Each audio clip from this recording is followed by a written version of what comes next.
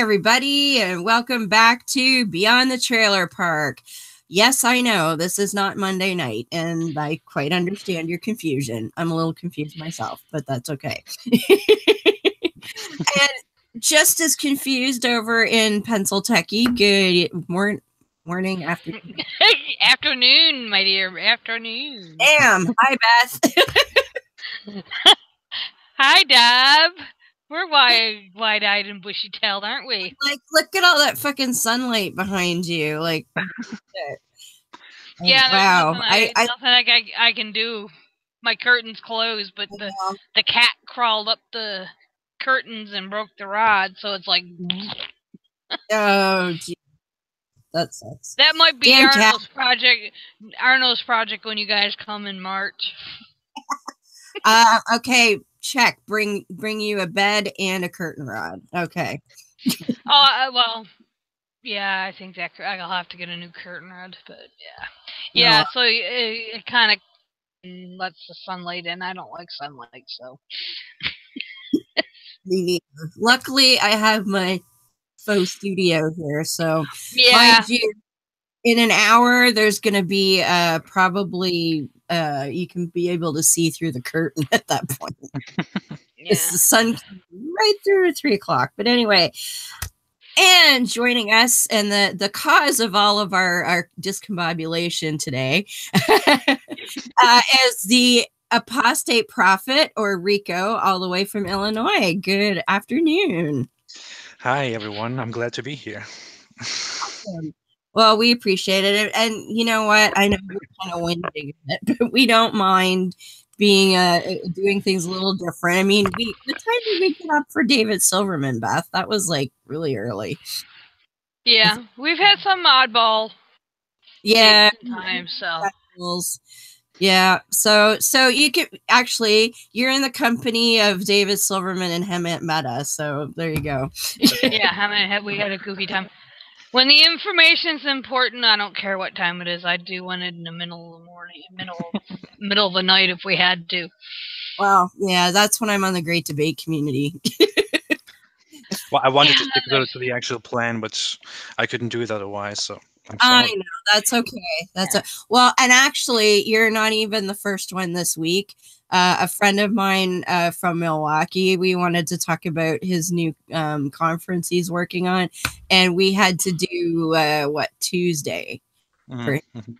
So, or no, Sunday. It was Sunday because I had to take it off. Yeah, that's right. So we had Sunday night for him, and then you're on Thursday, so it's all right.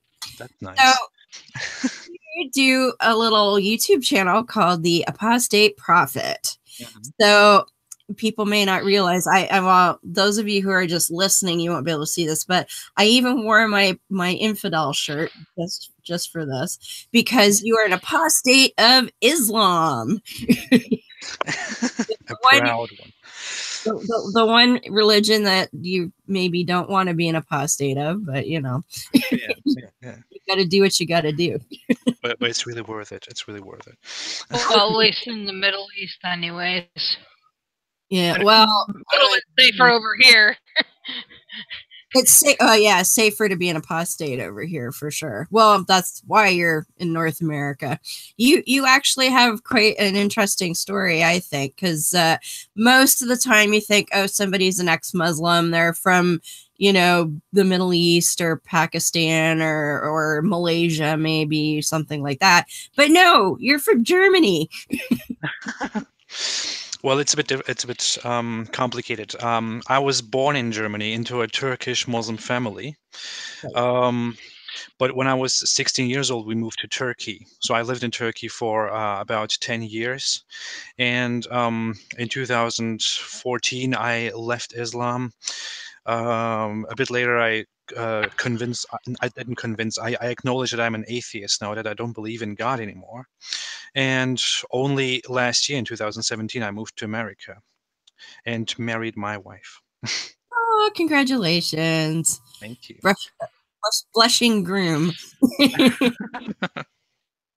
Well, I did. You have a couple of videos up about, you know, your story and why you left it and all that. So that's why I thought it was rather fascinating. And the reason your family moved to Turkey was they were wary of the sort of quote Western values and all of that, and they wanted to keep young minds from getting warped, I guess. Corrupted. Yeah. Well, they are originally from Turkey, and their family moved to Germany in the 80s. But it was all fine. I mean, everything was much better in Germany, but they always had this thing like Germany is a non-Muslim country, a country full of Christians and atheists, and our children shouldn't be corrupted by that. And there also happens different things, like I drank alcohol when I was only like 13 or 14 years old because it's fun, because everyone does it in Germany. But Yes. those things just bothered them more and more, and in the end they thought, as Muslims we have the obligation to live in a predominantly Muslim country, and we moved to Turkey. I never wanted to, but it happened, and I had to live there for 10 years. I'm glad I'm here now in America. Yeah. Oh, for sure. So I'm curious. So I mean, the U.S. I have a bazillion American friends. I'm from Canada, in case you didn't notice. Most people are like, "Yeah, oh, say a boot again." But so, do you find that America is? Would you say it's better than Germany for you, or it's roughly the same? Or? Well, it really depends. I mean, I find Germany in so many ways better than America, but I also find America in so many ways better than Germany. I mean, one of the most important things that I always point out in my videos and on my accounts on social media is that I am in love with the concept of free speech in America. I mean, you can say whatever the fuck you want. And, I mean, except if you call for violence or something like that, which is totally understandable. In Germany, there is also the system of freedom of speech, but there is no absolute freedom of speech. If something is conceived as absolutely hateful, and anything can be considered absolutely hateful today, then you can be penalized for that. Yeah. In America, some people want to bring it to that situation, but hopefully it will never happen. Because they've outlawed anything to do with Nazism there, so like Yeah. which I mean, I can understand why you'd want to do that, but it's the whole free speech thing. So Yeah, in Germany, it's forbidden to have the Nazi symbol to say in public, and good things about Hitler, to say Hitler did nothing wrong and stuff like that. I mean, it's understandable due to the history. for But sure. I mean, like we have our restrictions in Canada aren't quite that specific, but we at one time we did have hate speech laws, and they were actually struck down when a Holocaust denier was convicted under hate speech laws, and it was challenged under the Constitution, and it was struck down. Yeah. Although we have what they call human rights tribunals. So you could get like maybe fined or something, but you can't really go to jail except for uttering death threats. But anyway, but yeah, so now you get to say whatever the fuck you want, which is awesome. So when you were an ex-Muslim in Turkey, then did you face some persecution for that? Well, my advantage was that I worked in a company where also my boss was a quite open-minded person, but he was always a bit like cautious about my views and stuff like that, and he would always tell me not to say those things in public. But living in Turkey against my will, and then also becoming an atheist, an ex-Muslim who starts to hate Islam more and more due to everything that I read and experienced, it became a problem at some point. I mean, I received multiple death threats in Turkey, even by one person that I knew before and who was totally nice to me before. I mean, he told me explicitly that he would like to collect my head. Hell, like. And the thing is, I can't even complain. I can't even report him to the police because in Turkey it's also a crime to criticize Islam. That's a crime. So I can't say, well, I did this and that's why he did that. That would get me in problems. So I was totally. Like, You know? okay, yeah, we'll admonish your friend for threatening you, but you're gonna go to jail for criticizing Islam. I could be Yeah. fined, go to jail, whatever, you know. Oh wow. Does that happen regularly in Turkey? I'm not really familiar with Turkey at all. Well, in Turkey, it has been reported internationally and also locally that in the last 2 years or so, Turkey was the country with the most journalists in prison just for writing stuff that is against the government. You know, imagine, I mean, Turkey is a secular nation that tries to join the European Union. Like, Um, a reputation for being sort of the more sane of Muslim majority countries. but it's totally not. I mean, Well, it's just like over in Bangladesh. They're actually a Yeah. secular government, but no, they're not. there's persecution. Yeah. Atheists get popped up over there. I have several Bangladeshi friends. Actually, one of my friends, she was an outspoken atheist in Bangladesh, and she came to the U.S. for asylum last year. Hmm. She's, you know, Yeah. she was getting death threats and all of that, and she liked to joke that her family tried to marry her off to get rid of her. Hmm. And she said, you know, everybody knew I was an atheist. I scared all the guys away. which to her was a good thing, you know. Well, I mean, about Turkey, I mean, I have to say that Turkey is quite different from most of the countries in the Middle East, from those Arab countries or countries that have been Arabized and Islamized. But I mean, Turkey is different. It's more open-minded. People are a bit more reasonable, but there is still this extreme amount of people who who want to beat you up if you say the wrong thing, who want to report you to the police, and then there is a government that locks you up. There is homophobia and anti-Semitism extremely in Turkey. Oh, I bet. You know. Like, this is something I've never well, now that I've been reading the Quran, and I read 2 different biographies of Muhammad, and now I kind of get the whole anti-Semitism thing, but it just seems so bizarre to me. It's like, I mean, like, Christians and Jews are very much, well, you're wrong and you're wrong, but hey, it's the same God, so, you know, we won't be too mean to each other. Yeah. But Islam is just like, even though it does say in the Quran, like, they're of the book, and, you know, now, mind you, it does contradict itself, but there are places where it's like, oh, be nice to the Christians, but they just hate the Jews. Yeah, it has a weird story. I mean, if you read the Quran from the beginning to the end, you might notice that in chapters like the second chapter and in other parts, the Quran tells a completely different story about the Christians and Jews. I mean, it approaches them a bit more peacefully. It says, "Hey, buddies, you know, we are all together in this," and it even says that Christians and Jews have nothing to fear in the afterlife. But then suddenly, if you open the 9th chapter of the Quran, it's horrible. It says that Christians and Jews have to be fought against and you know, subdued and taxed. It also says that Christians and Jews are blasphemers, and may Allah destroy them. That's what it says in chapter 9, verse 30, for example. It's it was apparently this thing, you know, like Muhammad tried to approach them first peacefully because he proclaims about the same things with the same God. But then when he saw that Christians reject him and Jews reject him even more because they were more fundamentalist in their cause, he turned against them and started to doom them, you know.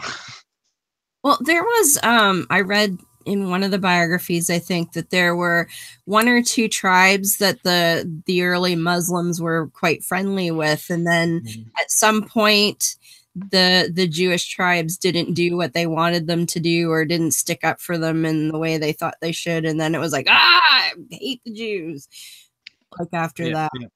Yeah, one good example is the Banu Qurayza tribe of the Jews. I mean, yeah, during a battle, they didn't do what they were expected to do by the Muslims, and as a consequence, after the battle, Muhammad ordered them all to be beheaded.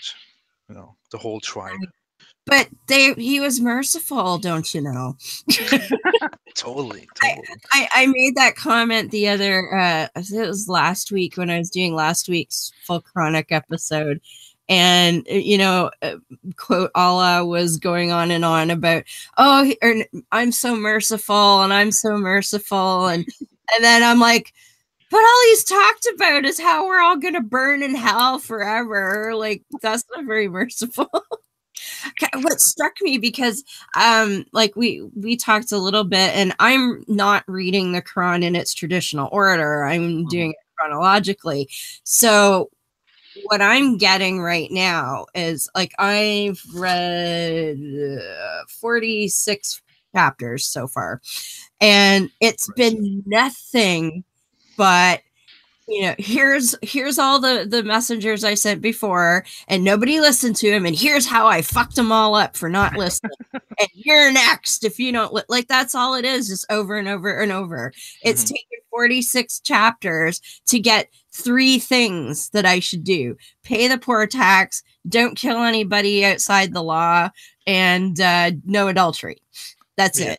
Everything else is just listen to me or else. I'm like, especially when women defend it. I mean, women start defending Islam, whether they are non-Muslims or Muslims. They talk about how the Quran is totally merciful and how Muhammad cared so much about women. That the Quran doesn't even talk to women. The Quran talks to men, and constantly says things like "tell your wives," "tell your women."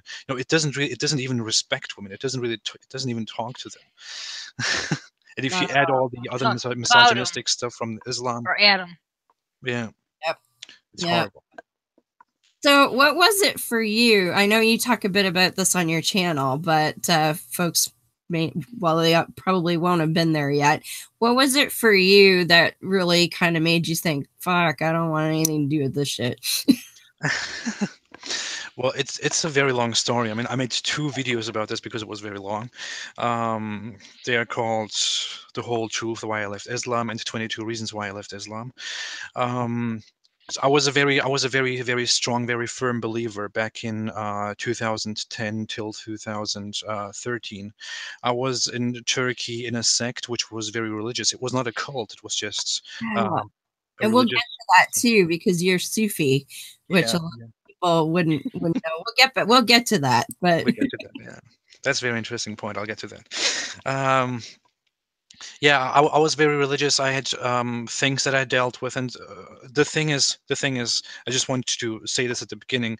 I grew up in Germany, so my view on things was always very different from the views of Turkish people. I mean, I always had this Western mentality whenever I practiced the religion, whenever I read things. But I was practicing. I was very serious in it. I loved it and all. But during my religious time, I read the Quran 3 times, and whenever I read the Quran, there were these little things that made me think, like, what the fuck is going on here? Like the wife beating thing, the sun sinking in a muddy spring, Muhammad marrying his adoptive son's wife, stuff like that. Marriage to little children, and all those things. I mean, I can't even give one reason. There are just so many reasons. Yeah. Or when I read all those things, I questioned more and more. I read the hadith, and in the end, it just didn't make sense anymore. I was at military service, compulsory military service in Turkey in 2013, and I had a lot of time to think about things there, and that's where I made this final decision that I don't want to have anything to do with this anymore. And only much later I could actually get the courage to tell myself that I'm not a Muslim anymore. And from there on, I just started to criticize it. That has to be pretty daunting when you're raised in it and you fervently believed it for so long. And the consequence of it. Sorry, Beth. Do you think your time over in Germany may have, even though you were living in Turkey at the time, do you think that time may have planted a seed, so to speak, that it's, what you fervently believe in might not be right, and you were able to carry that over to when you went to Turkey? Because, I mean, do you think if you had lived in Turkey the entire time, you would have gotten out? I was thinking about that. I mean, I think about that very often, actually. It's a good point. I think, I mean, being born and having grown up in Germany has a great influence in my final decision to leave Islam. And the way I scrutinize it, I mean, that comes from my rather German upbringing. I mean, I think maybe if I was born in Turkey, it wouldn't have happened that way. Maybe, I don't know. Yeah, it's hard to say. Yeah. You know, I was lucky being in Canada that changing your faith is like nobody gives a shit, you know. Yeah. And I lived as an atheist for like 17 years without it ever, like, not even knowing another atheist. And Uh-huh.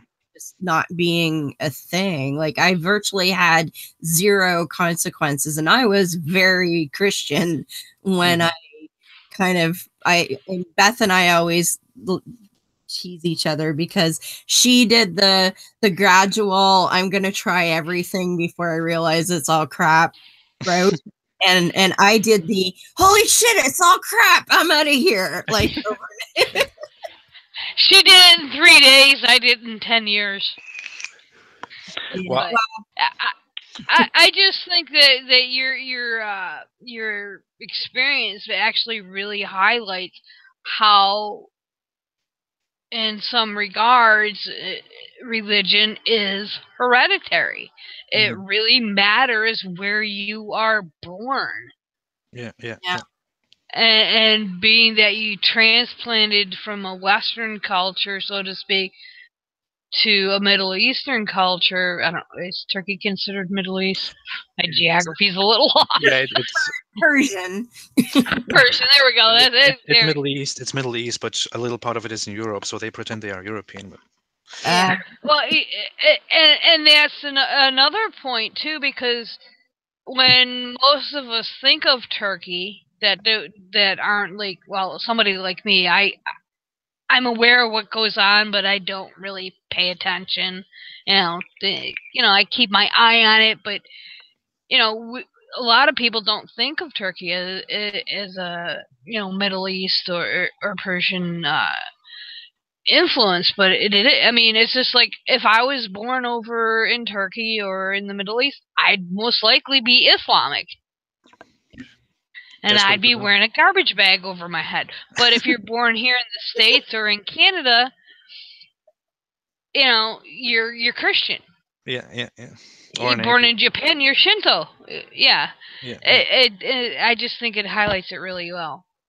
Well, that thought was one of the main thoughts that led me to atheism after I left Islam. Even, I mean, when you look at a world map and world religions, you see like Christians are concentrated here, Muslims are concentrated here.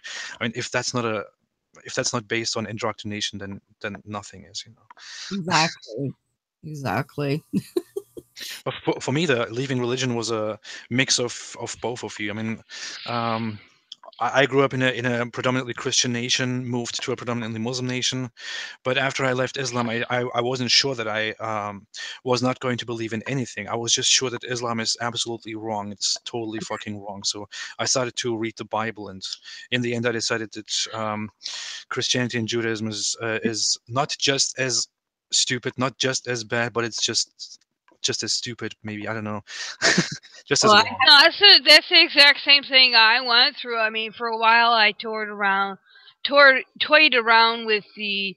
Well, I actually went into Buddhism for a while, started learning about that, and it was like, and then because and eventually it led me to, okay, no, this is garbage. I mean, all of it was, and I, a couple of years ago, I took kind of a detour and realized, okay, this detour is just as bad as this detour. So it's all, yeah. Well, I've been out for over 20 years now, but I haven't still get suckered in. When you said, you read the Bible sort of to see what else was there, and I have a meme I love, and it says, "The road to atheism is paved with Bibles read cover to cover." Because, I mean, if you've read it doesn't get much more. Well, I haven't really even got to the nasty bits of the it, but it's very awful to read.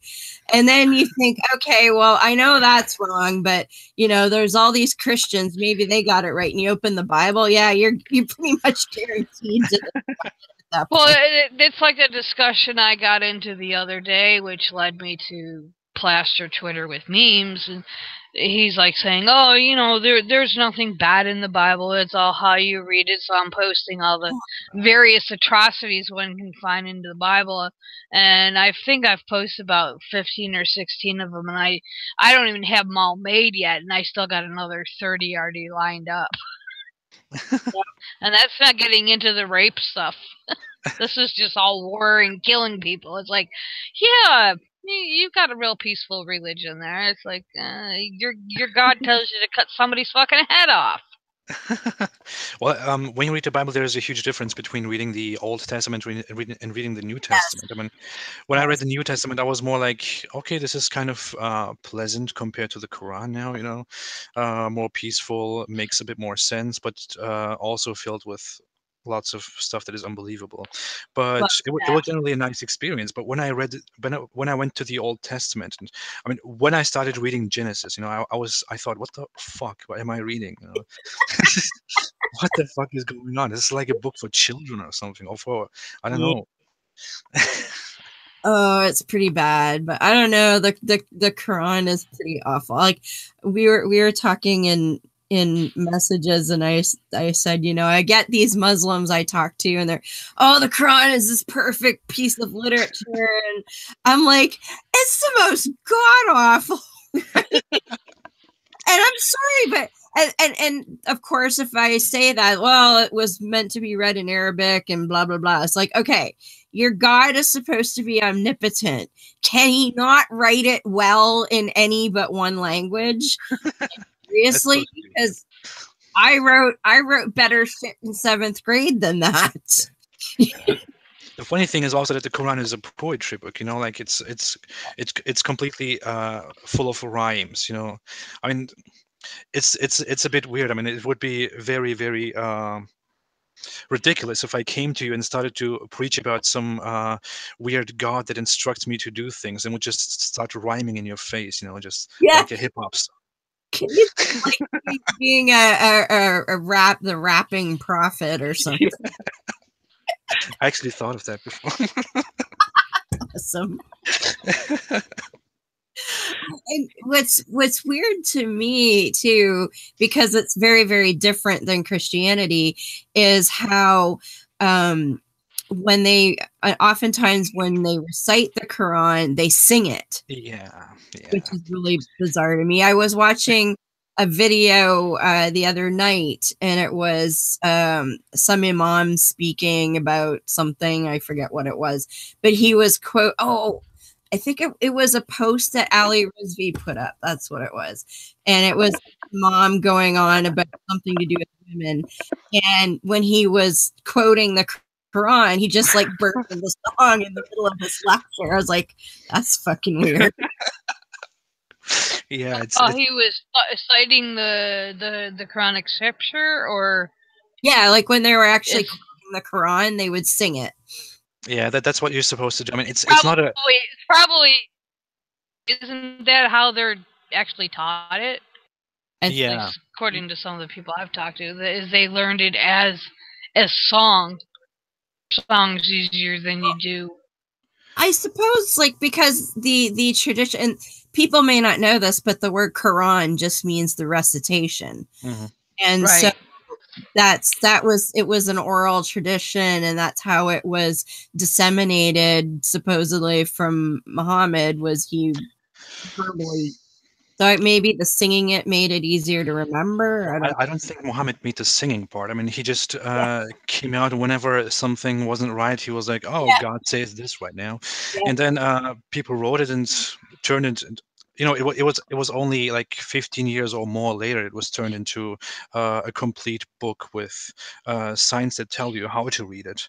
And Yes. I think from there, it's not a requirement to kind of sing it, but that's what's suggested by scholars and by everyone. That's why they make these things. You know, he talks about how drugs are bad, and then he's like this, he's like this.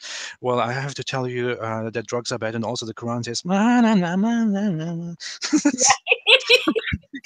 That's what the lecture sounded like that I was watching. Because he's all serious and like blah, blah, blah, blah, and then he just starts. Oh! Well, I used to do that too. That's how how I used to recite the Quran. Right. So, did you memorize it in Arabic like a lot of people did? No. No. I read it. I read it 3 times. As said, I memorized lots of parts of it.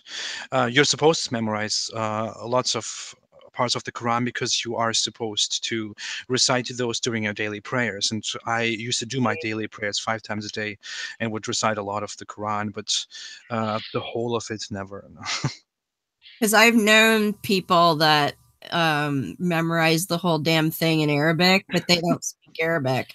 So one of my Bangladeshi friends, I was talking about it with him, and he's like, "Yeah, I could tell you all kinds of shit in Arabic, but I have no idea what I'm actually saying unless you put it in context of what the Quran is, you know what I mean? But like, yeah, I recognize the Arabic alphabet, but I can't actually read it." Yeah. What I find funny is, you know, how some people read the Quran, especially publicly or in mosques, and they read this in a very, you know, musical, emotional way. Like he reads it like, oh, while the verse talks about, I don't know, beating your wives or Muhammad marrying his adoptive son's wife and stuff like that. You know, it's ridiculous. That was one of my favorite ones when I was reading Muhammad's biography. And actually what I kept coming to mind, because I spent a lot of time studying Mormonism as well. And I'm like, Joseph Smith must have known a Muslim or read the Quran or knew somebody that told him about Muhammad, because he pulled the exact same shit. Yeah. Because, and for those who don't know the story, Muhammad he had an adopted son. None of his biological sons lived past childhood. So he had this adopted son, and he had a wife. And this is what I don't get, because Muhammad would have picked the wife for him. Like, he would have seen this woman ahead of time, more, and probably without a veil on her head, because he's vetting his son's wife. But anyway, he goes to his son's place, and his son's not there, and the wife opens the door, and I guess she's not wearing her garbage bag. Yeah. And he's like, holy mama, she's hot. And then he gets all weirded out and leaves. And then he tells his son later, and his son's like, oh, Dad, like, we're not actually getting along. So if you want, I'll just divorce her ass and you can have her. And Muhammad's like, oh, well, no, because, you know, God said I'm only allowed to have 4 wives, and I already have 4, and really, you know, we're not allowed to marry each other's wives because you're my son, even though we're adopted, because at that time adopted sons were considered basically as blood, like they were treated that way. And then not long after, the son was like, well, I really don't like her anyway. And he divorces her. And all of a sudden, God comes down and tells Muhammad, you know what, dude? Totally okay. You're my man. I don't care if you have more than 4 wives. And you know what? He's really not your son. Like, I know, you know, you really like him and everything, and you treat him well, but he's really not your son. So, you know, yeah, that's fine. Go ahead. And then he goes and marries her. Well, the funny thing is also the Quran verse. You know, the Quran verse which tells Muhammad to do it, and which tells the people why he did it, is worded so weirdly. I mean, if you didn't grow up with Islamic indoctrination, you should probably see through that. I mean, the verse basically says that it was actually in Muhammad's heart, but he couldn't do it, but Allah can, and that's why Muhammad is now allowed to do this. You know, like, what the fuck. Speaking of garbage bags, Yes. The whole notion of the veil. and the burqa and the hijab. That's not really in the Quran, though, right? Mm-mm. So, like, when did it like become such a thing? Was it like in our century, or did it start back in Muhammad's day? Well, the garbage bag thing, I mean, it's a bit ambiguous, but it's the backstory of veiling women at all is that Omar, a later caliph after Muhammad, who was also in his time like one of his favorite buddies, told Muhammad many times that he should tell his women and tell women to cover themselves up, but Muhammad ignored it for a while. And then after some incidents happened, Muhammad actually ordered his wives and also later other women to cover themselves up, to hide themselves from other men. And along with that, he also revealed the Quran verses. I mean, the veiling Quran verse, I can't tell you the number right now, talks about a headscarf, how women should take the headscarf and should also cover their breasts with that same headscarf. And it's a traditional thing. I mean, that was back then known as the veil that they put on their heads. Now, the Quran doesn't say specifically anything about the black garbage bag and how you should cover yourself completely up with that, but that's why we have hadith. The hadith tell us more about how it's better for the women to cover their faces and their nose. And another hadith tells the story of how all the women, all the Muslim women, started looking like crows. That's what the hadith actually says, like crows, when the veiling order was revealed. And from there, the Muslims took the whole idea of covering everyone up with black bags or stuff like that. Or I just find it interesting because in the Bible it does talk about women covering their heads, and a lot of people obviously use that depending on what sect you're part of. But it's interesting what they don't. Well, some of them don't seem to understand is where that actually comes from. And if you take it back, it's actually a reference to the Genesis 6 giants, the Nephilim. And it was an admonishment to prevent Satan, so to speak, from recognizing natural beauty, and that's where I was just wondering if there was kind of a backstory like that within the Quran, because it's something that I've been meaning to look into, but I just the thing about the Quran is it was basically Muhammad's pet sort of this is how I get shit done for me kind of thing.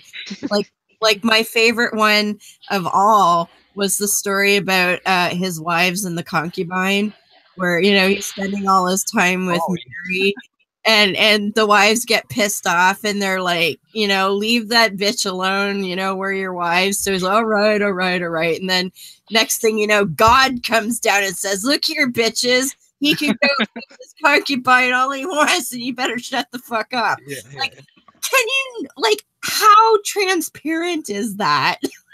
The verse even says, the verse even threatens his wives and says, he can divorce you. He can divorce you, so shut the fuck up. He'll just get rid of you all. Somebody who will listen. Yeah. I think it literally says you can get somebody who will listen. Yeah. How fucking ridiculous is that? Seriously, man. You don't have to be a genius to see through that. I know. I tell you. Now, this was something else I learned when I read Muhammad's biography, and I don't know if this came up when you were in Islam or not, but I just about died laughing when I read the story of Muhammad's birth, and they talked about his mother having a light shoot out of her vagina on the palaces of Syria. I couldn't get over that. Did you ever know about that? No, I didn't go into it. Well, what you learn if you grow up in Islam, what you most hopefully learn is that most narrations about Muhammad's birth and what happened and stuff like that are arguable. They're not really completely authentic because there are no actual sources to tell you. No, I just that story just. was like, man, Jesus just had a star, but Muhammad, holy shit. She's shooting a beacon across the Middle East, man. The thing is, what I find funny is that there are authentic hadith which also tell that whenever Muhammad, in his pre-Islamic times where he was living among pagans, whenever Muhammad wanted to go to one of those drinking and worshiping the idols festivals kind of things, he would always magically pass out and not be able to go there, because he was protected by Allah, because he's the holy prophet in future. Of course. Totally believable. My favorite story about the Quran is I made a video about that just recently, and I called the video even the funniest Quran verse. Is when those people come into Muhammad's house and stay too long in his house, and then and he reveals the Quran verse which says, "Hey guys, don't stay in his house too long, don't just sit there, just fuck off when you're done with eating, and don't talk to his wives, and also don't marry the wives when he's dead." That's literally in the Quran. Like, God decided that he needed to take time out to speak directly to the people that Muhammad had over. It was like, look, don't wear out your welcome, like have your meal and piss off and don't talk to his, like, seriously. It's ridiculous. Well, hearing you, like, and other people that were Muslim, it fascinates me, being one that was wholly indoctrinated into Christianity, is that the writing of the Quran, or what's written in the Quran, seems to be Muhammad's pet peeves. Yeah. And to justify his actions, he created this book and said, if and he was able to build on it until we have what we have today. And it's like, it just sounds like he just wanted to do things his way, and to beat people off for criticizing him, he created all this bullshit. Yeah. It's really, I mean, it's fascinating, because at least in the Bible per se, it's the Old Testament is the history of the Jewish people and the development of the country and the development of the Hebrew nation. Poorly written in some cases, as far as historicity and stuff, but at least it kind of sort of makes sense in that aspect. But the Quran has none of that. At least to me, it doesn't. I mean, what struck me, because of the way I'm reading it supposedly in the way that Muhammad was revealed, whatever. But like I say, all I've gotten so far is all of this doom and gloom is what's going to happen to you if you don't follow the one true God, yada. Which in context, if you think about some crazy ass guy in a cave who wants to make his own religion, makes perfect sense, because you want to get people on your side. Well, in that day and age, how do you do that? You scare the shit out of them. Right? So, well, oh my God, this God came to me and he like squeezed the hell out of me before and told me to write this down. Like, I'm not lying, guys. Like, seriously, I almost died like 5 times, and he's gonna fuck you up like you wouldn't believe, and all of the horrible things he's gonna, like, it makes sense, because once you get people scared and that they're like, oh fuck, and at that time everybody was superstitious. People didn't know things, so everybody was superstitious, and it makes sense that once you scare the fuck out of them, like 42 chapters of how I'm going to fuck you up, and then he starts telling you what to do. But you went through you read it. Sorry. It's okay. Go ahead. I was just going to say, it seems that the Quran is more from Muhammad's personal views, whereas the Old Testament is more of a what's the word I'm looking for? Nation view. Yeah. Well, the Old Testament I'm can't be like the so- Quran from a personal view. I mean, it can't just be Yeah, about well, benefiting yeah. people because it was written over a long time by different people, different influences. But the Yeah. Quran is basically just Muhammad's personal business, you know.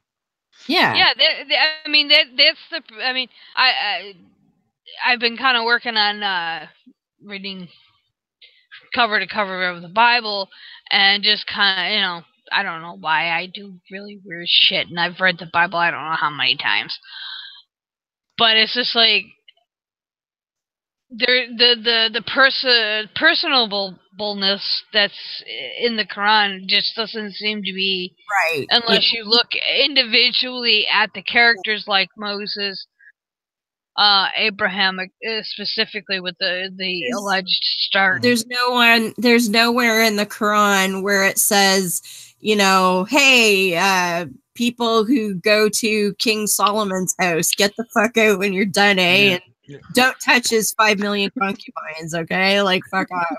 You don't see that kind of shit in there. Or hey, Abraham, it's okay if you want to, marry your sister or something like that. There's none of that shit in there. So to me, and like you said, people who have not been indoctrinated, I don't know how you could read that and not immediately go, Muhammad wrote that shit. Yeah, exactly. Even if you compare the New Testament to the Quran, I mean, the New Testament is more about, it's written scripture about the good teachings of Jesus. It tells people what Jesus taught, all the things that Jesus told people to do. If you compare that now again to the Quran, you find a book in the Quran which is totally about Muhammad's emotional fights in his head and all his little problems that he wants people to solve and stuff like that. It's ridiculous. I mean, it doesn't even have as many moral teachings as the New Testament, for example. What chapter is that? Oh, that sounds like a fun one. It's general. Yeah. Because I mean, right now the only really specific chapter I just did Surah 19, which is the Mary chapter, where you find out all about Jesus and and Allah wants to make it very, very clear that the kid is not his son. Let me tell you. Yeah, and say that God can't have a son. Yes, that's so clear. I love that. If someone was to say that Allah had a son, the mountains would fall down and the world would end. And I'm like, I just said it in my head, dude. Like, what the fuck? I said that to one of my friends, and they just said, God had a son. Where is it? It's interesting. It's funny because the Quran, as said at the beginning of our conversation, the Quran approaches the Christians and Jews first in a nice and peaceful way, but later in different parts, it actually clearly says that everyone who says that there are that God is three, it refers to the Trinity. Yes. Everyone who says that is an infidel and an unbeliever. It makes it very clear. It clearly calls Christians, all Christians who say that, infidels. Yeah. While in the beginning it's totally peaceful with them. I mean, and it wasn't like Christians just changed it during Muhammad's lifetime. Christians believed in the Trinity all along. So how comes that the Quran is in the beginning totally peaceful and totally nice to them, but later says clearly that everyone who believes in the Trinity is an infidel? Because no sense. Somebody pissed Muhammad. Yeah, totally. Well, I look at it too. The Trinity is not biblical. No. Well, but the thing is, it didn't come around until the 4th century, which obviously still predates Muhammad. But the argument concerning the Trinity has always, been part of the church, because we do have some sects that don't believe in Trinitarian God. And I'm wondering, just out of speculation, if maybe in that discussion somewhere somebody pissed Muhammad off. And that's why because I mean, you've heard the saying, we all worship the same God Mhm. between Jews and Islam, but none of the adherents will admit to that. As far as Allah being just the Arabic word for God. I mean, it's a language thing. But I'm wondering if some type of conversation in that vein is what pissed him off and why he is so drastically changed. And I might be missing it in my readings of the Quran is that where the Old Testament specifically is more geared towards the nation building of the Hebrew nation, where I don't get the nation building being ordained by God so much from the Quran. Now I could be like totally missing it, which is You mean possible. of the Hebrews?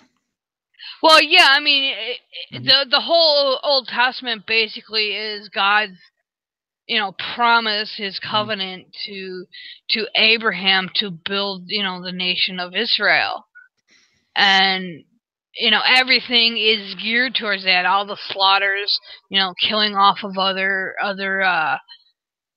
tribes and yada yada yada. Whereas I don't or haven't seen, and as I said, I might be missing it, where that type of mentality, the individuality overrides the whole nationalism.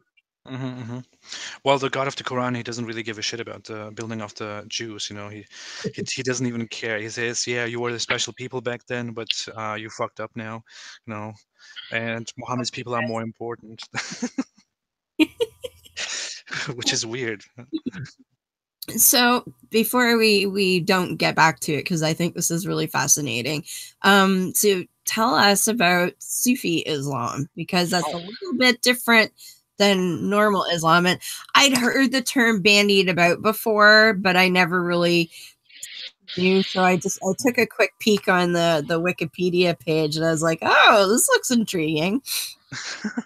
Well, I don't even know where to start. Well, Sufism is like, it's like an entire whole religion. In some parts, you can see that Muslims hate Sufis. In some parts, you can see that Muslims love Sufis. Some Muslims, like in Saudi Arabia, like the Salafists or Wahhabis, they hate the idea of Sufism and they see it as blasphemy or heresy. In Turkey, for example, Sufism is a very nice thing that many people in Turkey love. In other countries, like I don't know, Pakistan, probably they like Sufis too. It has many different schools, many different branches, many different Sufis who adhere to different paths and solutions. The one I was in was a Sunni Sufi order, so it follows the teachings and the ways of Sunni Islam, and but the practices are more in Sufi ways. I mean, if we if you want to go into that further, it's like, we practice the religion, we believe in the religion, we believe in all the hadiths, in all the Quran verses and everything, and in all the history. But we have also this special thing where chosen people, chosen by Allah, devoted themselves to God and are similar to prophets who lead us in our prayers, who make these stupid little music or rhythm gatherings together, where we are all devoted and connected to God. So when you see the videos of like big groups of Muslim guys jumping around dancing, would that be the Sufis? Yeah, they are in their love gatherings right now, where they connect and make love to God. That's what happens. Oh. That's not what they say. That's just how I interpret it. Deistic. That sounds like a deistic gangbang. That's basically what happens here. Oh. Well, one good thing about the Sufis is that they are rather more peaceful than other Muslims. That's something that I have to admit. I mean, Sufis are seen as more peaceful generally. They are also more peaceful because they want to focus more on being devoted, being complete in our belief and our love to God, and they teach more the love side of of the connection to God. Muslim hippies. Yeah, basically. I can see why the Wahhabis would not like those guys. Yeah, the Wahhabis are totally the opposite. You know? Yeah. But the funny thing is also, you know, people think that Sufis are totally different and don't believe in all the violent things. That's wrong. You know, Sufis believe in the same crap. Sufis also believe in all the violent solutions, and Sufis also believe that if there is an Islamic state, then the Islamic order has to be applied, which is also beheading people for several reasons. And Sufis also mainly taught throughout the entire history of Islam or of Sufism that whenever there is a war between Muslims and infidels, then the Sufis will join the war and help the Muslims against the bad, evil infidels and heretics. You know? Oh no. They're just a bit more passive and a bit more peaceful in their talks, but that's basically it. You know. I've heard it said that a lot of what we would call quote moderate Muslims and I don't know that there's such a thing, but that a lot of those, like your average Muslim person who you know, basically does their own thing and tries to not cause trouble, they believe that maybe apostates and infidels should be killed and all that, but they would rather someone else do that. Yeah. They don't want to do it, even though they think it's right. They're just like, well, yeah, but I'm not me, man. Like somebody else deal with the bad stuff. That sound about right? There's this meme which is like, radical Muslims want to kill you, moderate Muslims want the radicals to kill you. You know. Yes, yes, that's about it. Well, and the way I always characterize it, because one thing that I'm really adamant about when I'm doing full Quranic is that you know, there are a lot of good Muslim people out there that don't necessarily want to kill anybody, and they just want to live their life and do their thing. And to me, and there's a lot of Christians like that too, right? But to me, those are good people. They're good people, but they're bad Muslims. Yeah. That's the way I look at it. Sam Harris had a nice quote about moderate Muslims. It was, I can't recall it completely, but he said something like, "Of course there are moderate Muslims. God, of course there are no moderate Muslims. There is just no fundamental basis for their beliefs or something like that. You know, Right. like moderate Muslims are probably good people generally, but they have nothing to do with Islam. You know? Yeah, they're bad Muslims. Well, it goes to my point that I like to make, is there's no such thing as a moderate Muslim or a moderate Christian. Okay, Judaism doesn't really fall into that category per se, because they're not in a proselytizing type religion. Because if what you practice and what you preach as a quote moderate Muslim is different from what is the generally accepted or what's printed in your sacred text, and you're not practicing it, then you're not a Muslim or a Christian or whatever religion throw in there.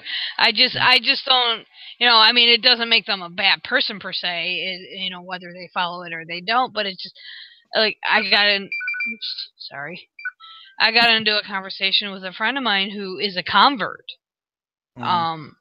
Now, she says she did not necessarily convert to marry her husband, but I'm like, then why did you convert, period? I mean, and she's like, well, I don't believe that, and I don't believe that, and I was like, then you're not a Muslim if you don't believe that. That's a main tenet of the Muslim faith, at least how I read it anyways.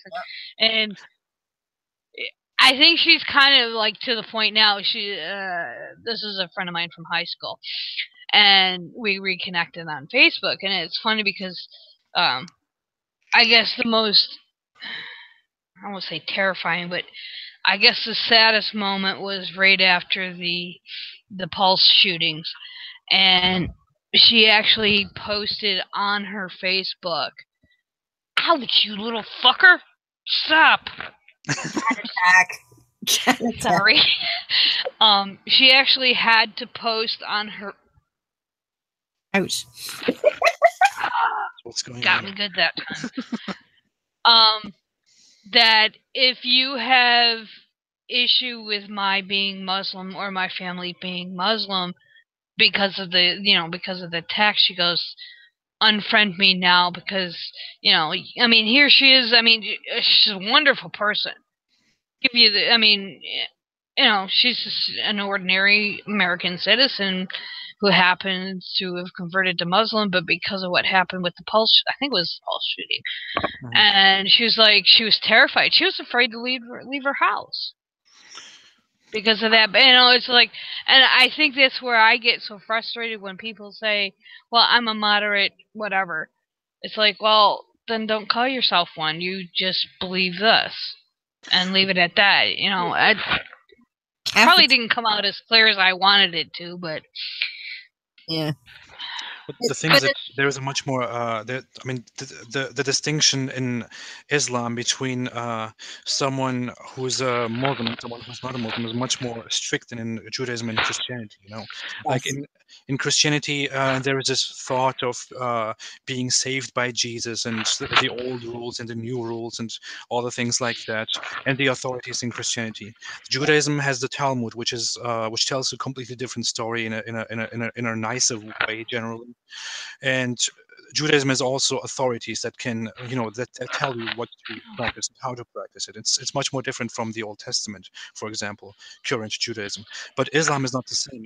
In Islam, the Quran says very clearly that this is the final direct word of God. It is infallible. It can never be changed, and it will never be changed. It's impossible to change, and it will stay the same until the end of times, and you have to follow it word by word.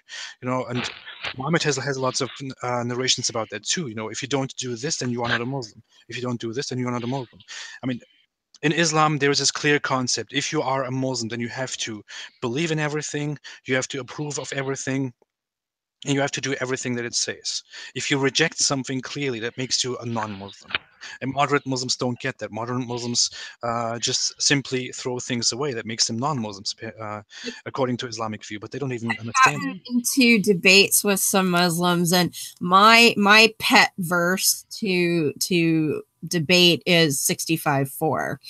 And I have a really good. I'm sure you're probably familiar with the Masked Arab. Sorry, what? The Masked Arab. Oh yeah, sure. Yeah. So I developed an argument from his video on that, and it's pretty rock solid. I mean, and I've got 5 tafsir that back up exactly what my argument is, and all of that. And I get these people who are like, "Well, I don't follow the tafsir," and I'm like, "Well, then." But my favorite is because the whole bit about 434 being, well, it's just, beat them lightly comes from the tafsir, right? Yeah. And so I'm like, okay. And for those of you who may not know, Quran 65:4 is the verse that says it's okay to, well, it doesn't really say that specifically, but it codifies the fact that marrying little girls is okay. Yeah. And the context that it is in makes it impossible for those to be marriages without sex. So, and that's contingent. A lot of it is very clear in the tafsir. So it's like, okay, so you have a choice. Either it's okay to sleep with little girls or it's okay to beat your wife. Which one do you want? Because if you reject the tafsir, beat your wife has to be true. If you accept the tafsir, then, it's don't beat your wife too badly, but it's okay to sleep with little girls. Yeah. Make up your mind. Well, there's this nice thing. Right now, we have the Ahmadiyya sect of Islam. Yeah. They are not even considered Muslims by Muslims because they present a totally different picture, totally different interpretation of the Quran, which is, I'm still conflicted about that. I mean, I don't know if I should find that good or bad. Like it presents Islam in a completely different way, but also in a better way than it is. Yeah, and I've come across a couple Ahmadiyya Muslims, and the one I was arguing. Oh, I think we were talking about Aisha, and of course, it's in the Hadith. She's like, "This is Aisha. I was 6 years old," and they go, "Oh, well, we don't follow the Hadith." And I'm like, you can't be a Muslim and not follow the hadith, because how would you know when to pray? Yeah. That's how would you know how to pray? I mean, that's what the hadith. All of that's in the hadith. So yeah, that I was just like, ah. Well, they also have this different interpretation about 434, for example. They say the Quran doesn't say beat your wives, you know. They say the Quran says, you know, separate from them. I mean, that's, I think, the position of the Ahmadiyya. That's what they say. And they change every ridiculous and bad and weird thing in the Quran into something better, I would say. What I find fascinating listening to you two from the outside. I mean, I know enough about Islam to get myself into some really bad trouble, but Deb's delved more in depth with it, where I go that way with Christianity, and it's like, this is all fucking confusing. But then I'm sitting here thinking, well, is Christianity, as an example, as confusing to someone, let's say, you know, from Turkey? It's like, this totally, like, with Christianity, when I was in college and stuff, and preparing to go into the ministry, one of the things, you know, we were taught, you know, Bible so easy a 5-year-old could understand it. And as I sit here listening to you guys, I'm thinking, God, I wonder if people outside the faith of Christianity think we're confused, or, you know, yeah, that, you know, line of reason. It's like, yeah, I'm just sitting here going, blah, blah, blah, blah. It's like, wow. Well, we have an ex-Muslim. What was your take on Christianity when you learned about it? Oh, that's right. Well, you know, I grew up in Germany, so I saw all the things that Christians do, that more traditional German Christians do, and stuff like that. The thing is, I would say that the vast majority of Muslims have absolutely no clue what Christians actually believe and what they do. You know, they see Christianity just in the way their parents, or the way religious authorities and people like that tell them. No, I went to kindergarten in Germany, to a Catholic kindergarten in Germany, and you know, and I grew up among Christians. The majority of my friends were Christians, but I never actually had any idea what they believe in. I had no idea what the Bible says. All I learned, all I knew was what I was told by my parents and my imams and stuff like that. You know, because they tell you, they teach you. I mean, the thing that you learn if you grew up a Muslim is that first, you should never doubt your faith. You should never even make any jokes or anything which could be considered as doubting your faith or as offensive. The other thing is you should stay away from other teachings. You know, Muslims are terrified of going into other different religious places. Muslims are terrified of listening to Christians or Jews. They are terrified of reading the Bible, because that's what they are taught. That's why Muslims very often don't even have a take on the whole situation, because they are told to stay away from it, because they are afraid of it. I can tell you a story of me, for example. I told you I went to a Catholic kindergarten, you know, and next to the Catholic kindergarten, of course, there's a Catholic church. I just went there to that kindergarten because that was right across the street from where we lived, and one day they took us little kids into the church to make some exercise stuff in the basement of the church, and I was so indoctrinated with fear against blasphemy and other religions that on our way to the church, I suddenly started to freak out and started to cry and scream, so much that they had to carry me away and call my parents to ask them to come to the kindergarten and pick me up. You know. That's how terrified I was. And that's so mean for a child. Like, yes, it destroys your And world. the thing is, that's probably in some of the more loopy-doop sects within Christianity, that same situation would occur. Because, I mean, I do know people that have been raised super mega evangelical, fundamental, crazy, that even the thought of even considering reading even about another form of Christianity would be like totally verboten. But to read about, well, you see, well, in our news, some of the parents that go ape shit over a social studies section that they do on Islam or on world religions, and you know, with Islam, I can see presenting it as a influential, because over in the Middle East, it's a very, it's part of their politics. I mean, you can't get away from it. Yeah. But they go totally apeshit because, oh my God, my child's learning something new, something about the world. It's like, well, I mean, look at the people, the parents who have a fucking conniption if their kids get taught that gay people exist. They're like ready exactly to school, and how dare you teach my child about them gays? Like. I think if I compare the Muslim upbringing and the Muslim mentality towards the other religions, if I try to think of my experience and compare it to any Christians, I mean, there's only one person that I can think of all Christians that I met throughout my entire life, and that guy was a Jehovah's Witness. Right. Yes. I mean, that was the only person that was remotely like the Muslims in Yep. how he was staying away from things, how he was supposed to stay away from things, and no.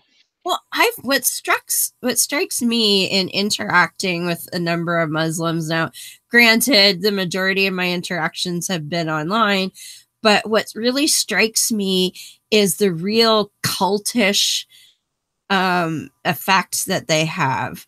They, like, for instance, if I'm talking, like I say, if I throw out 65-4, right, and I've actually pre-written my argument in a Word doc that I can just paste it in, right? Because I have, I forget what the first verse is, but there's one verse that says, if a woman's divorced and getting remarried and she's a virgin, she doesn't have to wait, right? Goes ahead, and then 3349, or no, sorry, the first one says she has to wait 3 months. Just wait 3 months, even if, Yeah, 3349 says if she's a virgin, she doesn't have to wait. And then 65-4 is like, okay, well, if she isn't a virgin and doesn't have a period, here's what you do. And the reasons are too young, too old, or pregnant. And I'll bring that up. And as soon as they see the word like young girl, they start spewing all of these excuses for Aisha.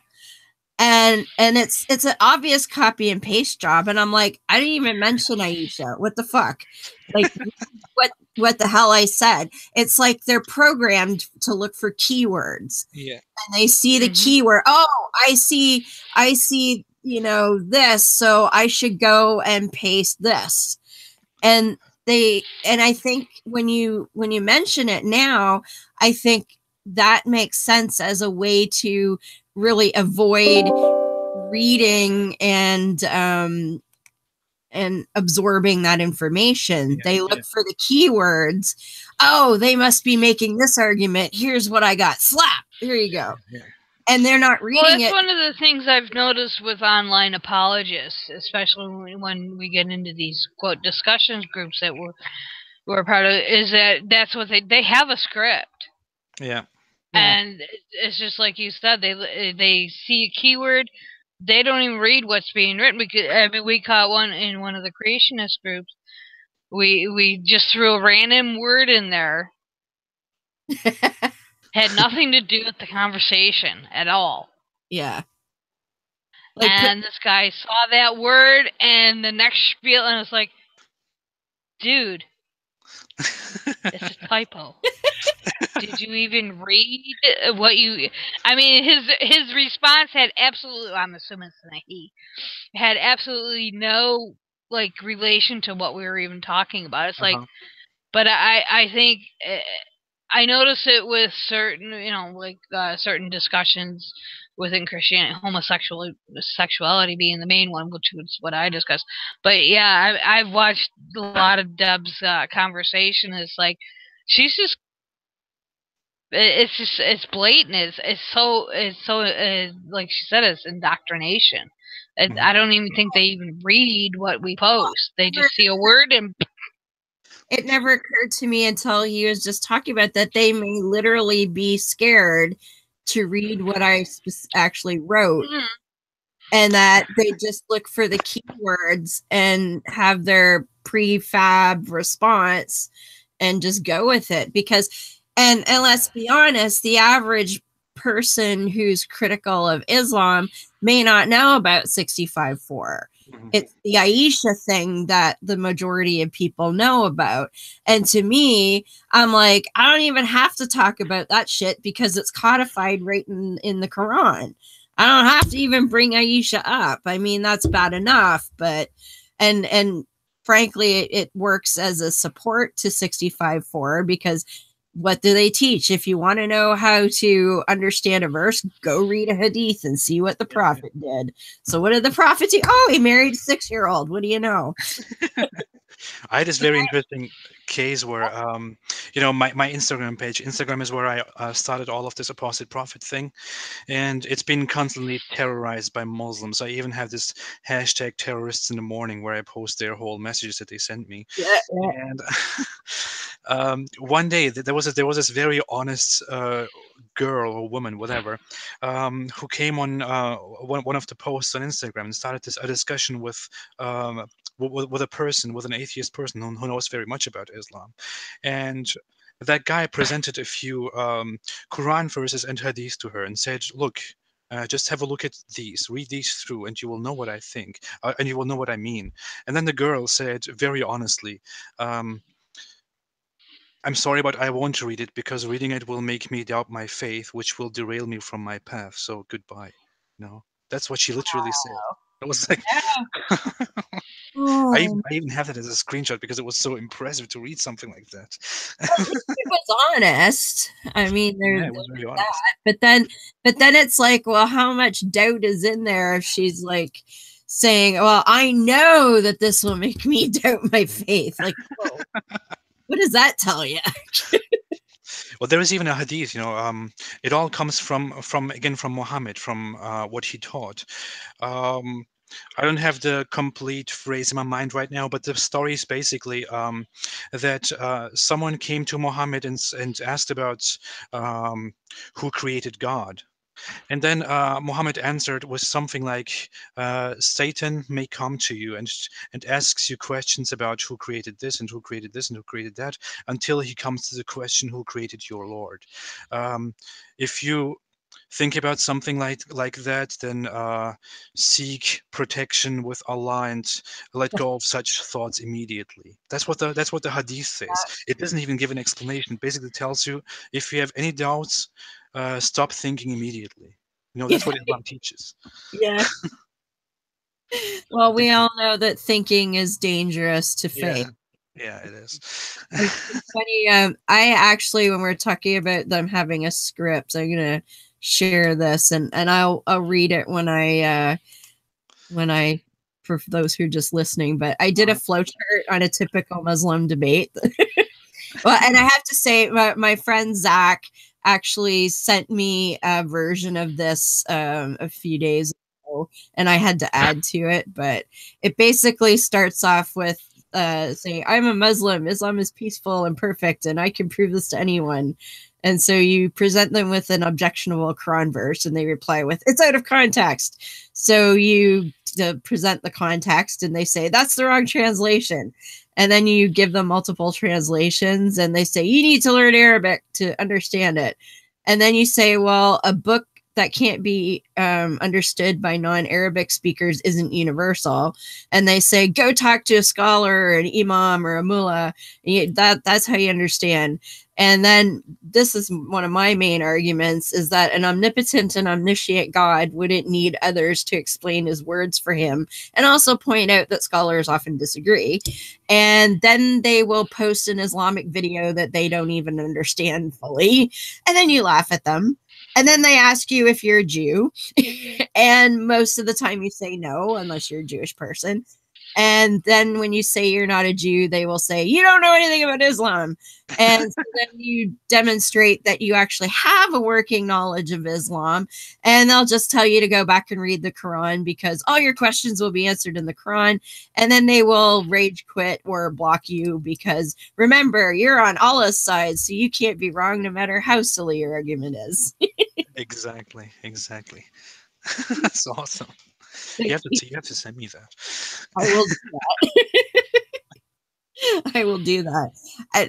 That's been my experience. I don't know how many times. I don't even want to guess how many Muslims have me blocked at this point. But you know what though?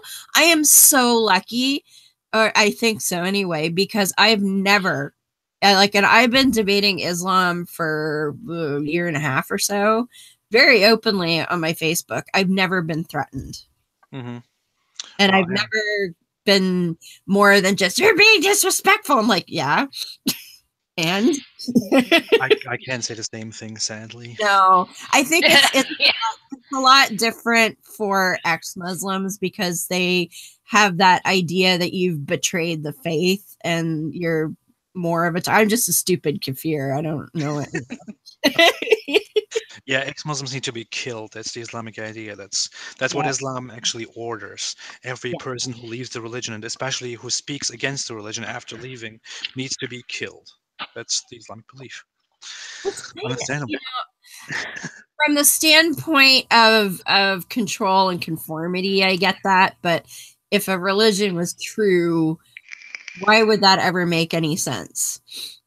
Right? Exactly. It makes no sense. Why would an omnipotent being give a fuck who believes them or not? No, the God who creates the concept of heaven and hell, if you fuck up in life, why would he need to also put this rule there that you are flawed people, and if you enter the faith and leave the faith again, then other flawed people have to kill this flawed person? You know? That makes no sense. It doesn't. It absolutely doesn't. All it does, as I say, is it works to ensure conformity. And from a purely secular point of view, it's not right, but it makes sense if you're trying to have a dictatorship, I guess, or in that era, every government was one person ruling over a bunch of people. That's just how it was. So in that context, it makes sense. But in the context that they want you to think is true, it's utterly ridiculous. Well, I think of it as, the environment that Muhammad came into as a prophet. The thing is, he was not the only prophet. There were other people who pretended to be prophets and had a message from God before him. And there were also prophets during his time and after his time. So I think it's totally understandable if you think of that environment. He sees that other people call people to God too, so he has to put this rule there to prevent people from leaving his religion and joining others instead. That's right. It just happens to be that Muhammad was the most influential prophet of his time. That's why he the guy probably had a lot of charisma to pull off what he pulled off. Because I don't know about you, but even back then, I can't imagine somebody coming out from a cave and like, "Oh my God, you won't believe what happened, man! Like this angel came and squeezed the shit out of me and told me to say all this stuff. So you better listen, man." Well, the thing is, at Muhammad's time, being virtuous, being a patient person, an honest person, things like that meant a lot to, especially to people who were a bit more rebellious against the whole pagan polytheistic thing. And Muhammad apparently was an introvert personality. He was known as an honest person, as a person who doesn't talk too much, who is honest and patient and stuff like that. And that's how he gained all his reputation as a person who can be trusted. But modern psychology tells us very easily that not every person who is an introvert is a good person or a person that can be trusted. Most of them are totally fucking psychopaths. What does the neighbor of every serial killer say? Oh, well, they were really quiet and kept to themselves. Yes. I'm not saying that every introvert is a bad person. but you get the point. For sure. I mean, seriously, if somebody came to me and gave me that story, my first inclination would not be like, "Oh shit, I better convert, man." Well, back in that time, I mean, you would have probably said that makes sense, and I should probably join. Everybody was, like I said, everybody was superstitious, and Yeah.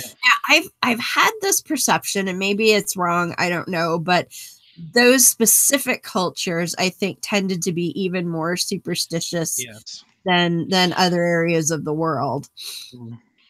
Yeah. Well, if you look at the religious history of the Arabs and the Middle East, it's very, except the Persians, it's very confusing. For example, if you look at like Germanic tribes, European tribes, they used to stick to one idea and go with it. But the Middle East was full of weird, superstitious beliefs, and Islam just emerged from those. It took a lot of their specifications, a lot of their stupid beliefs, and turned it into a monotheistic Abrahamic religion. Because wasn't the idea of the Allah God part of the original pantheon? Yeah. Yeah. Well, El was supposedly part of the who we call God, and that is Allah. It was all part. It was the head God. I mean, even in the Bible, it hints towards, because we have the different wordings for God in the Bible. We have, Yahweh and stuff like that. So yeah, because I mean, one of the original monotheistic religions came out of Persia. Yep. Zoroastrianism. Yeah, thank you. I couldn't think of the word. I'm like, okay, well, I want to say it, but I can't remember what it is. Well, and what else I found interesting is Muhammad, when his mother died, went to go live with his grandfather, and he was in control of all the pilgrims coming to Mecca. And we're talking the pagan pilgrims that were coming to the Kaaba, and the Kaaba is that big black cube thing, and people don't maybe realize that predates Islam. I don't know about the actual building that's there now, but that area, that spot was the center of the pagan religions, and his grandfather was in control of who got to go and do the pilgrimages and that sort of thing. And so I find that interesting that maybe he even learned a few things about how to be, what's entailed in being in a religion, and got some ideas from that, Well, the Kaaba thing is very interesting. I included that in my 22 Reasons Why I Left Islam video, because that was actually one thing that bothered me during my Islamic belief. The Kaaba is the main point of earth in Islam. That's like the most important thing. And you do the pilgrimage there, you turn around it like you're a lunatic, you go and kiss the stone at the corner of it and stuff like that. And Islam teaches that it represents the house of Allah, and it's like the main thing of Islam. And the Quran even tells the story that Abraham went there to Arabia, and he helped build the house of Allah, the cube. But the funny thing is, the Quran tells that story, Islam tells that story, but that stupid cube was never interesting to Jews or Christians ever in history. It was only interesting to pagans. It was holy to pagans. If it was, if it's the same God, and if it's the same prophets, and sorry, you just said she didn't know that. If it's the same God and if it's the same prophets, then how comes that the cube was never in history interesting to Jews and Christians? It makes no sense. No, you're right. It doesn't. And the Quran, it goes on ad nauseum about all of these biblical characters. Like, it talks about Noah forever. It talks about Moses and Pharaoh forever, and it talks about Lot and like all those guys. So you would think like it's very, very obvious that Allah is saying, I am the same God as the God of the Bible. Mhm. And so, yeah, why would Christians be like, we've never heard of this Kaaba thing? Like, what's that? It just doesn't, especially if all of those people are supposed to have been prophets of Allah back in, like, Noah was a prophet and Abraham was a prophet, and like every major male biblical character that you can think of is listed in the Quran as having been a prophet of Allah. So why, yeah, I never thought of that either until I saw that, and I was like, oh, yeah, that makes sense. Yeah, yeah, that was totally, I don't know, that made me think so often, and so that also had an influence in me leaving Islam in the end, because I realized it's all bullshit. You know? Yeah, absolutely. Well, and like that's for me, I got out of religion from studying history.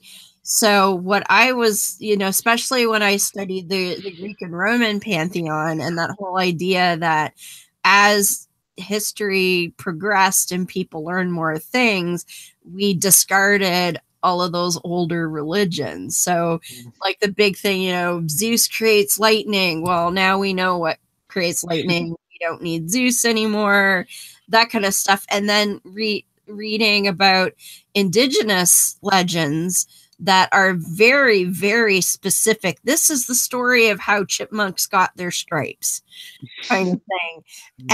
And they're wonderful little stories, but I realized it was like, bing, holy shit, that's exactly the same with everything. Like they're all the same.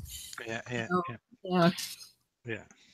It's just a different impetus for me, I guess. I think one important thing also that was one of the last things that bothered me when I was about to leave Islam. Was that the Quran claims that the Torah and the New Testament, as the Quran says, are also books of the same God, also the books of Allah. It's funny because if you read the Torah and the New Testament, and when the Quran says Torah, apparently it doesn't refer to only the Torah, but to the whole scripture of the Jews. When you read those books, as a Christian or a Jew, you know it already, that those books are not direct words of God. There is no such concept in the Christian and Jewish religions. I mean, the books are mixes of God's word and the words of the prophets, the words of other people, the words of saints, and whatever. But the Muslims are always taught, because they never read the Bible, that the books were actual direct words of God, but have been changed by Jews and Christians afterwards. It makes absolutely no sense. Why would they change it into something like that? And what also gets me is, like you said before, the claim that the Quran is perfect and incorruptible and it can never change and blah, blah, blah. It's been changed a lot. and especially when I read the story of how the Quran came to be in written form, and what was his name? Talib, running around to all of the companions collecting, bits of bone and tree bark, and the story of the leaf under Aisha's bed that got eaten by a goat. Yeah. Like, that made me laugh my head off. It was just really, and it just happened to be the stoning verse, really. There wasn't even a book called the Quran. The Caliph Abu Bakr realized that all the people who have the Quran on their minds or written on paper are dying off, and then he said, well, we should probably turn this into a book now, before it's too late. Yep. That's how it happened. How can you trust that? Exactly. And I felt bad for Talib having to run around and collect all this shit and talk to everybody. And of course it was what you had to have two companions recite it the same way and have somebody write it down, and then you could put it in. Which I felt bad for that. And didn't he even say, I don't want to do that? I don't know that part. One of the biographies that I read, I think, indicated that he didn't want to do that very much. I can't blame you, man. Like, suck. Like, okay, no, I mean like all of the tree bark and that stone over there too. Yeah, I need that too. Yeah, whatever. Yeah. It's also funny. Mhm. You know, after it was all put together, after it was compiled, years later, the other Caliph Othman, he realized that there are differences between the Qurans because there are Yes. pronunciation differences, sign differences, and then he thought, okay, we fucked up, guys. We have to do this again. And then they come together and to write a Quran. You know. Yeah. Like Wow. almost like the Council of Nicaea with the Yeah. Bible. Yeah. Well, Yeah. the thing is, the content wasn't very much different, but you know, I mean, if you're a bit familiar with the structure of Arabic, the pronunciation of things and the signs of things make a lot of difference. You know. Yes. Yes. And the original, I guess original in quotes, written copies didn't have any punctuation or anything, Yes. right? Yes. And so what a word means in Arabic can be determined by the little dots and accents and Yes. things. And there was none. Mhm. So how the fuck are you supposed to figure out whether it's this word or that word if you know an accent means it's this and no accent means it's that? How are you supposed to fucking know? Well, the And thing is, wouldn't an omniscient God know better? yeah, I should have done it at the beginning, you know, but he Yeah, couldn't. no kidding. A bunch of you know, former nomads running around looking up on pieces of bark and shit may not know that. Yeah. It's funny because you know the Quran is considered to be a holy and perfect book forever, but you know the thing that you just said, to put the signs above or below a word or a letter in Arabic. Um, Arabs wouldn't do that, and many still don't do that because they are used to how they speak and how they read things because Right. they are familiar with the subject. But the thing is, if the Quran had stayed so for 1,400 years, then the meaning of lots of things would have been lost. That's why the punctuation was added to everything. But they didn't think of that in the beginning, which shows that. The, I mean, the beginnings of putting the Quran onto a scripture, onto paper, was totally primitive and stupid. It was definitely not the work of some huge, great God who knows everything and who wants to protect his scripture, you know. What's your take on the idea that Muhammad was illiterate and therefore could never have written any of that stuff? He was probably illiterate. I mean, what the sources tell us, what the story tells us, is that he didn't know how to read, he didn't know how to write, and he. You know, the whole Quran was just a verbal thing. He would just speak, and others would make notes. And somehow Muslims see it as some kind of miracle. You know, what the fuck is a miracle about that? Because what I've been told is it's not so much that he was able to just to dictate something, but that it's so lyrical and the literacy, the literature is so perfect, and that all of the quote science in the Quran that he could never know that. And first of all, I'm not actually 100% convinced he was illiterate after reading his biographies, because I have a hard time believing that a young boy who was fostered to a rich and powerful grandfather like he was would not have been taught something. And how was he a successful businessman for Khadija without being in you know other areas of the region without knowing something about reading and writing? That I have a really hard time with that. It's still a thing that many discuss about, that even scholars discuss about. You know, if he was illiterate, but he learned it later, or whatever the background of that exactly is, because the Quran doesn't, the Quran and the Hadith don't tell it entirely, or there are little contradictions where it gives you the idea that he wasn't illiterate at that time anymore. You know. Yeah. There's still discussion about it, but there's a discussion about lots of things, you know, about I know. about the whole background, about the whole backstory of the religion. And a lot of what I'm finding too is a lot of Muslims, it gives you an idea of just how insular the various sects and even congregations are. They don't realize the differences within Islam. Yes. for instance, when I was starting to do Folk Quranic, I did a section on voodoo because I thought it was quite hilarious, and I was going to be touching the Quran all the time anyway, so I wanted to know what am I supposed to be doing here. And I watched one video that showed the quote proper way to do voodoo, and so I messaged my friend Armin Navabi because he and I talk about stuff regularly, and I said, hey, is voodoo pretty universal? Like, everybody pretty much does it the same way? Because I was thinking, can I just watch the one video and be done?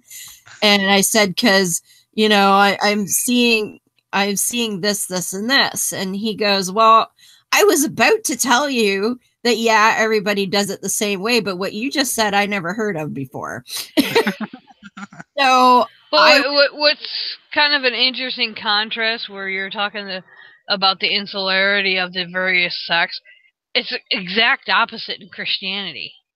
Yeah, they want to be in everybody else's business. Well, not so much that, but they will be the first to condemn another denomination. Yes. Wow. I mean, I just find that contrast kind of interesting. I'm not sure about that. I mean, I'm sure that Christians were more like that in the past, especially like 500 years ago or so. Yes. But right now, I would say that Muslims are worse in that. Even if you just look at the difference between Shia and Sunni Islam. Well, that's just gonna say Armin was Shia, so that's why it's like, you were Shia, the Sunnis, do you do it the same way as the Sunnis? And he was gonna say yes, and then because the video I saw, the guy was snorting water up his nose and like switching it in his mouth and scrubbing out the inside of his ears, and Armin's like, we didn't do any of that shit. And that's when I found this whole big debate between Sunni and Shia over whether you have to like scrub the shit out of your feet or you can just like wipe it off with your wet hand. 45-minute video on this, I found. Anyway, we're kind of getting near there. We're not quite 2 hours, but unfortunately I do have to be somewhere shortly after the top of the hour and all of that. So, Rico, thank you so much for joining us. It was a lot of fun, and I'm glad you make it. Thank you for having me. We can do that again in the future. Absolutely. And please tell everybody, I've got your channel in the show notes, but if you want to tell everybody where to find you and your stuff, please do. Well, you can find me on Twitter and Instagram. On Instagram as Apostate Prophet, on Twitter as Ex-Muslim Prophet because the name wasn't available. On YouTube, you can also find me as The Apostate Prophet. I don't really use Facebook anymore because I was banned at 9,000 followers, and that pissed me off. Yeah, but I'm very active on Instagram and on Twitter and on YouTube. Awesome. And Beth, where can we find you at? Easiest way is on Twitter, Dune9998. Connects to my blog, Havoc and Chaos, and I'll be adding another 30 Church Abuse stories today, sometime. Lovely. That's but hey, 90. they have superior morals. It's 90 just for this week. But that also connects to my Facebook, which is Beth A. Hambridge. I also use that on Google+, and I also use that on YouTube. And I haven't put anything new on YouTube for a while, so I am working on something. Okay. Easiest way. And of course, you can also find me on Holy Crap, the Vlogcast, which is Sunday mornings at 12:05 a.m., hosted by Shujin Tribble and our motley crew of panelists, where we talk about any and all things secular. And you can find that at holycrapthevlogcast.com and the YouTube channel as well. And of course, Folk Quranic, where I just finished the next episode. It'll be up on Friday as usual. Not quite as exciting as last time we got to find out about Jesus. This time was, well, we learned more about fuck, now I don't even remember. It was that exciting. Well, Allah threatened me a lot again. There was lots of that. So, you know. But yeah, that's coming out on Friday, and that's fullquranic.com, and that's on Facebook and Twitter and all of that fun stuff too. And as for this show, now this is Thursday, so totally not our normal show time. Monday will not be a show, because this kind of covers Monday's show, but we will be, our next show is on February 5th, and we're really excited. We're talking to a lady who was a former member of the FLDS, and if you don't know what that is the extremist Mormon cult that is headed in some areas by Warren Jeffs, and she was a part of the sect that was headed by Warren Jeffs. So we're really excited to talk to her, and that will be on our regular day and time, Monday, February 5th at the 7:30 p.m. So no more weirdness for a little while, at least. So, other than that, I think that about covers it. And of course, we do have our Patreon. If you feel like throwing us a buck or two, we greatly appreciate it. We use that to pay our speaker hosting and any expenses that we need to keep the show running and all that. So if you can, we'd really appreciate it. I have one too. Oh, yes. Yes. Rico has a Patreon. I'm assuming Apostate Prophet. Yes. Yeah. Yes. So if you have another couple extra bucks, you can throw it at him too. That'd be awesome. Yeah, you're very welcome. All right. And so until next week, I will leave you as always with our humanist creed for mankind, and we will see you then. I know the truth and power of reason and of rational thinking, and I will use them to my advantage. I know the truth and power of educating myself and of expanding my intellectual boundaries, and I will educate myself. I know the truth and power of vanquishing ignorance, and I will do so whenever the opportunity presents itself. I know the truth and power of morality without supervision, and of true and accurate righteousness. I know the truth and power of obliterating tyranny, be it intellectual, emotional, or philosophical, and will work toward that goal whenever and however possible. I know the truth and power of human ingenuity. I know the truth and power of human compassion, and I will be mindful of the welfare of others. I know the truth and power of equality and fairness for all living things. I know the truth and power of the importance of our families, our friends, and our fellow men and women. I know the truth and power of human stewardship of our lands, our waters, and our skies, and I will try to act to preserve our environment. I know the truth and power of the sciences of mathematics, of physics, and of chemistry, and of the important role of these disciplines in understanding the workings of this cosmos. I know the truth and power of the rejection of all notions or beliefs that reside in the supernatural or the superstitious, and of those notions or beliefs that we are not supposed to be able to explain. And I know that these rejections are necessary for humankind's survival. I am a human being with a free mind, liberated from irrational influence and from unreasonable dogma.